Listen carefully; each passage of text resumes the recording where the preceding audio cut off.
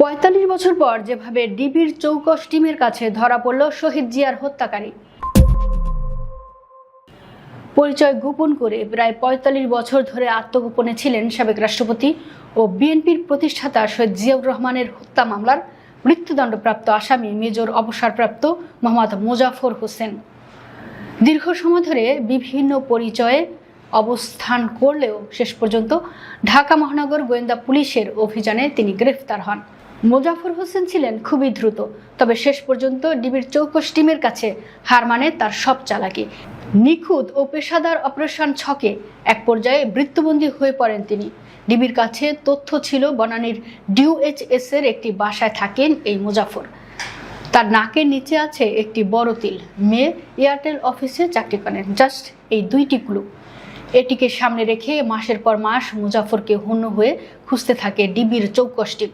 অতঃপর বুধবার রাতে আসে সেই মহেন্দ্রক্ষণ।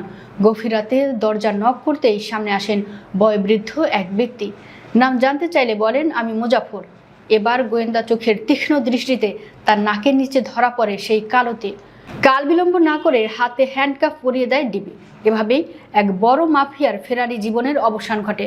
ইতিমধ্যে তাকে গ্রেফতার দেখিয়ে সেনা সদরে হস্তান্তর করা হয়েছে।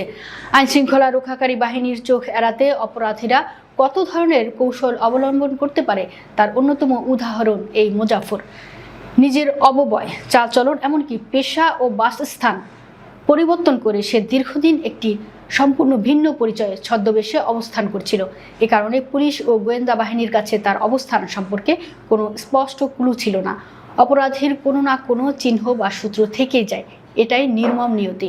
আর সেই সূত্র ধরেই এত বছর পর তাকে ডিবি গ্রেফতার করতে সক্ষম হয়েছে। গ্রেফতারের সূত্র জানতে চাইলে সংশ্লিষ্ট কর্মকর্তা বলেন, ডিবির বিশ্বস্ত টিম জানতে পারে গোয়েন্দা কর্মকর্তারা প্রাথমিকভাবে তার মেয়ের কর্মস্থলের সূত্র ধরে অনুসন্ধান শুরু করেন। বুধবার রাতে গোয়েন্দা দল ছদ্মবেশে বাসার দরজা কড়া নাড়ে।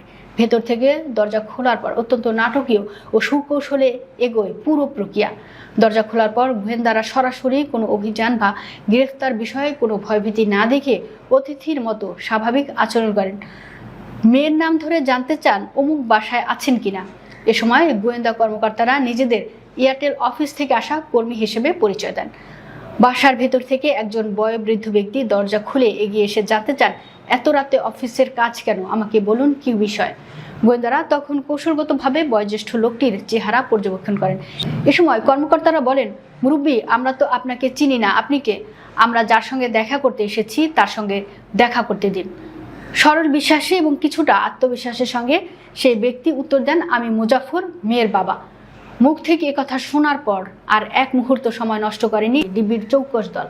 পলকের মধ্যে পকেট থেকে বের হয়ে আসে হ্যান্ডকাফ। মুজাফরের 2 হাত বন্দী হয়ে যায় ডিবির শিকলে। চোখের পলকে দীর্ঘদিনের ছদ্মবেশী ও সুচতুর পলাতক আসামির হাতজোড়া অবরুদ্ধ হয়ে পড়ে আইনের খাঁচায়।